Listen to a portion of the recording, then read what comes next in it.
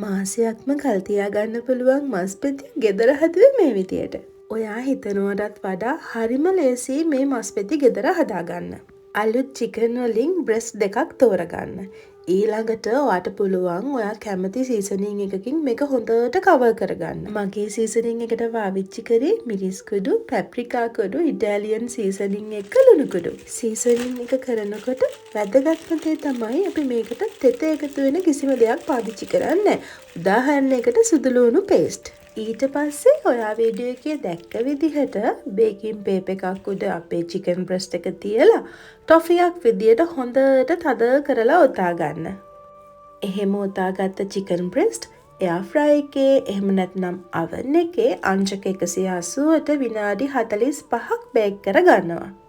අවසානයේ හොඳට නිවෙන්න ඇරුණට පස්සේ ඔයා කැමති ඝනකමට ඔයාට පෙති කපා ගන්න පුළුවන්.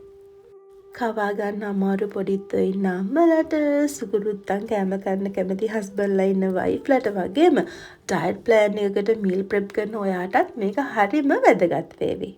ලස්සනට පෙති කපා ගත්තට පස්සේ ඔයාට පුළුවන් මේ විදියට එයාටයිට් කන්ටේනර් එකක මේක දාලා තියලා ෆ්‍රිජ් එකේ යට කොටසේ තියාගන්න. කැමති වෙලාවට මේ විදියට සැන්ඩ්විච් එකක රස බලන්න. ගිහින් එන්නම්.